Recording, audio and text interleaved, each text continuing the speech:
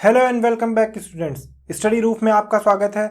और हम लोग अपनी इस सीरीज़ में बात कर रहे थे प्रीवियस ईयर क्वेश्चन पेपर्स के बारे में। और इससे पहले मैंने बहुत सारे सेट्स करा दिए हैं। 27, 29, 30 मार्च और 2 अप्रैल, 4 अप्रैल, 5 अप्रैल की सारी शिफ्टें मैंने करा दी हैं जनरल अवेयरनेस की। और आज हम लोग 6 अप्रैल की शिफ्ट लेंगे और उसमें जनरल अवेयरनेस के क्वेश्चंस को डिस्कस करेंगे पूरा डिटेल में। और साथ ही उनके मॉडल क्वेश्चंस को भी जानेंगे जिनकी आने की संभावना है, जो एसएससी के इस समय चल रहे एग्जाम में भी पूछे जा सकते हैं। तो सारी चीज़ों को डिस्कस में डिटेल करेंगे। तो आइए स्टार्ट करते हैं। उससे पहले अगर आपने हमारे चैनल को सब्सक्राइब नहीं किया तो सब्सक्राइब करें हमारे चैनल को और बेल आइकन को दबाएं और अपने दोस्तों के साथ शेयर करें ताकि मैक्सिमम बेनिफिट उन्हें मिल सके। तो चलिए स्टार्ट करते हैं। देखिए हमारा ये जो क्वेश्चन है 6 अप्रैल की शिफ्ट का है और इसमें पूछा गया है which among the following statements are true, यानी इसमें से हमें वो बताना है कि कौन सा कथन सत्य है। सबसे पहला कथन आपको दिया है कि Jharkhand is the largest mica producing state. तो एक चीज आपको मैं बता दूं, largest mica producing state in India कौन है भाई? देखिए 2019 के आंकड़ों के आधार पर अगर देखा जाए तो आंध्र प्रदेश है। Andhra Pradesh largest mica producing state है। अच्छा, मीका होता क्या है देख लेते हैं। मीका को हिंदी में कहते हैं अभ्रक और ये इलेक्ट्रिकल अप्लायंसेस को बनाने के काम में आता है। ठीक है, तो दूसरा कथन हम लोग लेते हैं। तो अगर एक कथन की बात की जाए तो ये तो गलत है। अब दूसरा कथन लेते हैं, copper is found in Orissa. जी हाँ, कॉपर की कुछ खाने उड़ीसा में भी हैं। और कॉपर सबसे ज़्यादा कहाँ से मिलता है? राजस्थान के खेतड़ी के जो माइंस हैं वहाँ पर मिलता है। तो एक तरीके से देखा जाए ये सही विकल्प है। फिर है लाइम स्टोन यानी चूना पत्थर इज फाउंड इन महाराष्ट्र। जी हाँ। और डी है India is largest producer of iron ore. ठीक है, which among the following statements, इसमें से कौन सा सत्य बताना है? ठीक, इसमें से कौन सा सत्य बताना है? तो देखिए बी वाले की अगर हम बात करें तो बी में देखिए कॉपर जो है ये राजस्थान में ज़्यादा पाया जाता है खेतड़ी की खानों में। और अगर सी विकल्प की हम लोग बात करें तो सी है limestone is found in Maharashtra. जी नहीं, चूना पत्थर महाराष्ट्र में जो है बहुत मुश्किल से पाया जाता है। तो ये कथन हमारा गलत होगा। उसके बाद डी विकल्प देखते हैं हम लोग। डी में इंडिया इज लार्जेस्ट। जी नहीं, India is second largest producer. India is second largest producer. ठीक है, लेकिन ये तो देखिए ये तो 2019 के आंकड़ों पर आधारित था। लेकिन 2016 में जब ये सवाल पूछा गया था तो उस समय जो लार्जेस्ट मीका प्रोड्यूसिंग स्टेट था वो झारखंड ही था। तो अगर देखा जाए तो यहाँ से ए विकल्प हमारा सही हो जाएगा। चलिए अगले क्वेश्चन को देखते हैं, अपने नेक्स्ट क्वेश्चन की ओर। तो देखिए बाकी 3 स्टेटमेंट गलत हैं, बी, सी और डी, जिसमें कॉपर राजस्थान में फाइंड किया जाता है, उड़ीसा में नहीं है। और सी की बात करें तो लाइमस्टोन महाराष्ट्र में फाउंड नहीं किया जाता, राजस्थान में फाउंड किया जाता है। और इंडिया इज लार्जेस्ट नहीं, second largest producer of iron ore. तो यहाँ से देखा जाए अगर 2016 की बात की जाए तो 2016 में झारखंड प्रथम स्थान पर था अभ्रक में। तो चलिए अगला क्वेश्चन हम लोग देखते हैं। हमारा अगला क्वेश्चन है the 100th amendment in our constitution is related to which of the following. यहाँ पर पूछा गया है कि संविधान संशोधन किस लिए था। तो आइए इसकी बात करते हैं। देखिए सबसे पहले लिखा है protection of livelihood and regulation of street vending. जी इसके लिए नहीं था। दूसरा है acquiring of territories by India and transfer of certain territories to Bangladesh. जी हाँ, ये था टेरिटरीज डिस्प्यूट जो था उसको सुलझाने के लिए भारत एवं बांग्लादेश के मध्य समझौता हुआ था। देखिए इसके साथ बहुत ही रोचक कहानी जुड़ी हुई है, वो मैं आपको बताता हूं। सी भी नहीं है, डी भी नहीं है, तो यहां से जो सही विकल्प हो जाएगा वो बी हो जाएगा। और बी किस में दिया हुआ है? बी में। चलिए मैं आपको बताता हूं एक्चुअली था क्या। भारत और बांग्लादेश की जो टेरिटरी है वहां पर 2 राजा रहा करते थे जिनका अपना अपना, जैसे आपको बताया बहुत सारे प्रिंसली स्टेट्स थे और 562 के करीब प्रिंसली स्टेट्स थे। तो वहां पर जो भारत की साइड की जमीन है एक्चुअली था क्या, देखते हैं हम लोग। जैसे ये बांग्लादेश है और ये भारत है, ठीक है। तो देखिए यहाँ पर छोटे छोटे ऐसे गांव थे जो बांग्लादेश की टेरिटरी हुआ करते थे भारत में, और बांग्लादेश में छोटे छोटे ऐसे गांव थे जो भारत की टेरिटरी हुआ करते थे। तो देखिए समस्या ये आती थी कि बांग्लादेश की तरफ में रहने वाले इन गांवों में जो लोग थे वो जैसे ही अपने गांव से निकलते वो विदेश में पहुंच जाते बांग्लादेश में, और उन्हें बहुत सारे कर देने पड़ते और भारत को रेगुलेट करने में भी बहुत समस्या आ रही थी, और सेम यही कंडीशन भारत में भी थी। अब ऐसी स्थिति आई क्यों? देखिए ऐसा कहा जाता है कि इस साइड जो राजा थे और इस साइड जो राजा थे दोनों आपस में अच्छे मित्र थे, और दोनों जो है दोनों बहुत ही गैम्बलिंग जब भी करते थे। तो आपको पता होगा कि राजा जब खेलते थे तो आपस में कुछ ना कुछ दांव पर लगाते थे। तो ये दोनों जब क्रीड़ा करते थे, जब खेलते थे, तो जो भी जीतता था वो अपने तरफ के कुछ गांव दूसरे राजा को दे दिया करता था। और उसके बाद जब भारत का एकीकरण हुआ सरदार वल्लभ भाई पटेल के द्वारा, तो यहाँ पर इन सारी रियासतों को मिला लिया गया भारत में। लेकिन विभाजन के साथ ही ये हिस्सा पाकिस्तान के साथ चला गया, ये भारत के साथ चला गया, और भारत के हिस्से में जो गांव आए थे जिनको इधर के राजा रेगुलेट करते थे वो भारत के हिस्से में रह गए, और इधर वाले जो दान दिए थे इनको इधर रह गए। तो ये समस्या आ रही थी 1971 के युद्ध के बाद। जब बांग्लादेश आज़ाद हुआ तो ये समस्या रह गई थी, और इसमें बहुत समस्या होती थी। तो ये समस्या रह गई थी, उसमें बहुत समस्याएं आती थी। इनको सुधारने के लिए वर्ष 2015 में संविधान संशोधन भारतीय प्रधानमंत्री नरेंद्र मोदी और बांग्लादेशी प्रधानमंत्री शेख हसीना के मध्य ये समझौता हुआ, जिसमें भारत ने इन सारी टेरिटरीज को दे दिया। अब टेरिटरीज अगर भारत अपनी टेरिटरी किसी दूसरे देश को सीड करता है तो ये ऐसे सीड नहीं कर सकता, ऐसे ही दान में नहीं दे सकता, उसको बाकायदा संसद में संविधान संशोधन करके प्रस्ताव पारित करना पड़ेगा। तो इस समझौते को लागू करने के लिए भारत ने संविधान संशोधन प्रस्तावित किया और संसद में से पास किया गया। तो संविधान संशोधन किससे संबंधित है? भारत और बांग्लादेश की टेरिटरीज से संबंधित है। चलिए अगले क्वेश्चन की तरफ चलते हैं। हमारा अगला क्वेश्चन, उम्मीद है ये जानकर आपको थोड़ा सा नई चीज़ कुछ पता चली होगी। चलिए अगले क्वेश्चन की ओर बढ़ते हैं। हमारा अगला क्वेश्चन है कि इनमें से निम्नलिखित में से विश्व का पहला डेंगू फीवर वैक्सीन कौन सा जिसे मैक्सिकन गवर्नमेंट के द्वारा अप्रूव किया गया था? तो देखिए उस वैक्सीन का नाम है डेंग वैक्सिया। इसे मैक्सिकन गवर्नमेंट ने अप्रूव किया था, मैक्सिकन सरकार ने अप्रूव किया था। ये विश्व की प्रथम डेंगू बुखार की दवाई थी जिसे मैक्सिकन गवर्नमेंट ने अप्रूव किया था। आइए डेंगू के बारे में जान लेते हैं। डेंगू देखिए वायरस से फैलने वाली है, यानी ये वायरल डिसीज है, ठीक है, जो कि मॉस्किटोज के द्वारा फैलाई जाती है। कौन सी मॉस्किटो है ये आप कमेंट करके बताइएगा, कौन से मॉस्किटो के द्वारा फैलाई जाती है, ठीक है। चलिए अगले क्वेश्चन की ओर बढ़ते हैं। इसमें ये पूछा गया है कि जो प्रोटीन सिंथेसिस है किसमें होती है, यानी प्रोटीन का जो सिंथेसिस है वो किसमें होता है। तो देखिए अगर हम प्रोटीन, ये बायोलॉजी का क्वेश्चन है, अगर हम प्रोटीन सिंथेसिस की बात करें तो ये कहां पर होता है? ये राइबोसोम्स में होता है। प्रोटीन सिंथेसिस राइबोसोम्स में होता है, ठीक है। और ये कहां पर? न्यूक्लियस के बाहर पाए जाते हैं, न्यूक्लियस के बाहर। देखिए मान लेते हैं कि ये कोई सेल का स्ट्रक्चर है, ये रहा हमारा न्यूक्लियस, सेल का न्यूक्लियस, ये है हमारा माइटोकॉन्ड्रिया, और यहाँ पर ये ऐसे राइबोसोम्स होते हैं। तो ये जो राइबोसोम है यहाँ पर सेल का सिंथेसिस होता है, ठीक है, और यहीं से जो है टिश्यू या माइटोकॉन्ड्रिया को बनाने के लिए चीज़ें निर्मित होती हैं। ये हमारा एक टिपिकल सेल स्ट्रक्चर है। तो ऐसे कुछ काम करता है। तो बहुत आसान से क्वेश्चन बायोलॉजी के आते हैं, अगर आप आसानी से कुछ थोड़ा सा कंसंट्रेट करेंगे तो आसानी से क्वेश्चंस आपके हो जाएंगे। चलिए अगले क्वेश्चन की ओर बढ़ते हैं, और हमारा अगला क्वेश्चन है विच of the following is a part of study of human science, यानी कि मानव विज्ञान के बारे में अध्ययन करने में निम्नलिखित में से कौन से भाग नहीं है।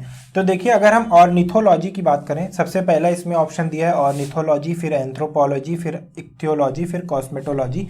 तो सबसे पहले हम ए ऑप्शन की बात कर लेते हैं। ए ऑप्शन है हमारा ऑर्निथोलॉजी। और ऑर्निथोलॉजी का मतलब होता है, ये देखिए ये ब्रांच ऑफ जूलॉजी है, जीव विज्ञान की एक ऐसी शाखा है जहां पर पक्षियों के अध्ययन के बारे में, पक्षियों का अध्ययन किया जाता है। ठीक है, यहां पर पक्षियों का अध्ययन किया जाता है, ऑर्निथोलॉजी यही है। उसके बाद बी विकल्प को देखते हैं। हमारा बी विकल्प है एंथ्रोपोलॉजी। एंथ्रोपोलॉजी यहां पर मानव व्यवहार या मानवों पर अध्ययन किया जाता है। जो लोग पीसीएस या सिविल सेवा की तैयारी कर रहे होंगे उन्हें एंथ्रोपोलॉजी पता होगा, क्योंकि anthropology is one of the best subject students या aspirants choose for mains examination. So anthropology एक ऐसा सब्जेक्ट है, बहुत आसान लगता है और मेंस के वैकल्पिक विषयों में लोग इसे चुनते हैं। इसमें मानव व्यवहार के बारे में अध्ययन किया जाता है। ठीक है, उसके बाद हम लोग देखते हैं क्या है हमारा सी ऑप्शन। देखिए क्या है, इक्थियोलॉजी है, ICSTHYOLOGY।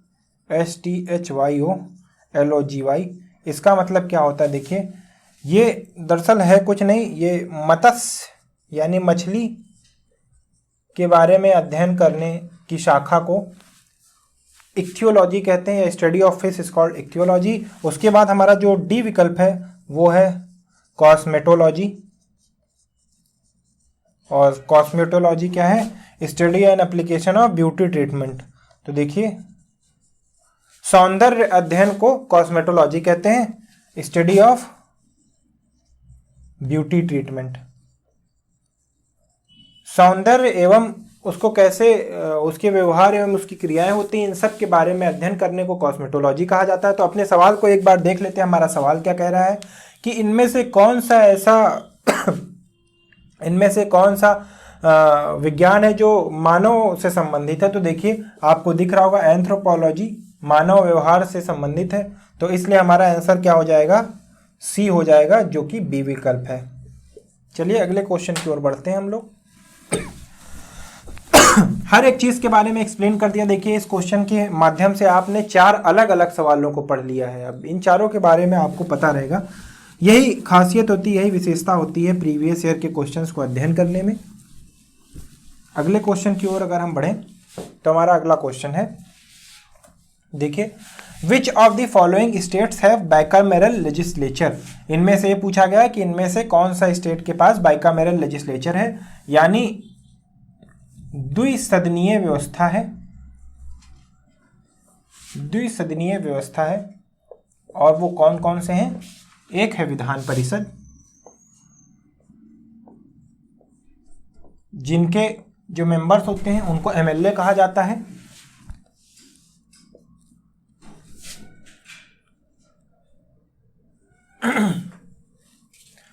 माफ कीजिएगा, ये एमएलसी है। और एक है विधानसभा, इनके मेंबर्स को एमएलए कहा जाता है। ये 2 सदन किस किस राज्यों में है ये पूछा गया है। इसमें से पूछा गया है कि कौन से राज्य में द्विसदनीय व्यवस्था है। तो आइए देख लेते हैं।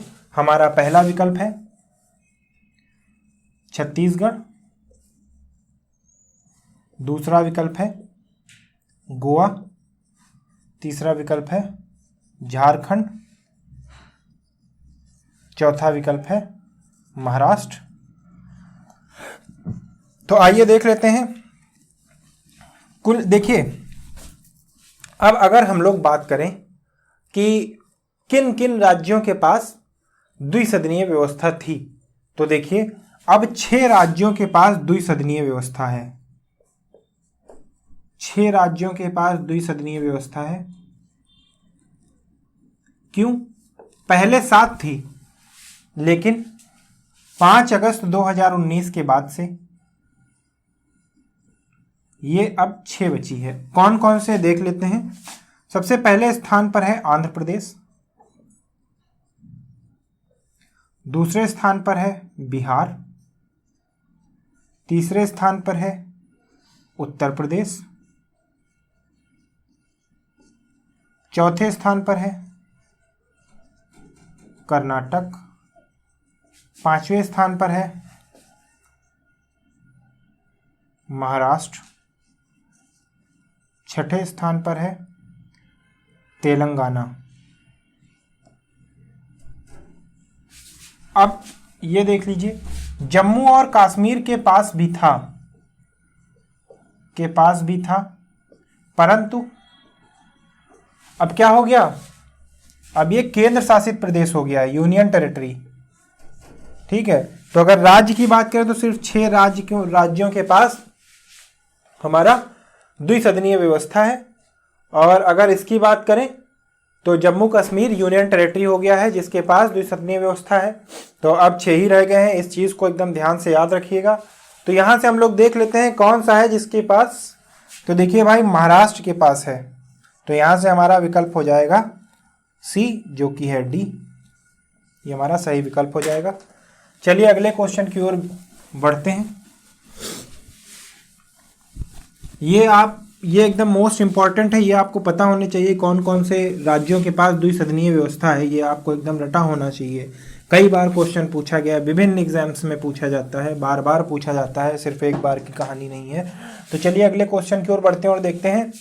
The Kudankulam nuclear power plant has 2 reactors to generate power. देखिए न्यूक्लियर पावर प्लांट जब मैंने पढ़ाया था तो वहाँ पर आपको मैंने बताया था कि कुडानकुलम जो है वो रशिया की सहायता से बनाया जा रहा है, और देखिए वहाँ पर 2000 मेगावाट को जनरेट करने के लिए हजार मेगावाट के 2 प्लांट लगे।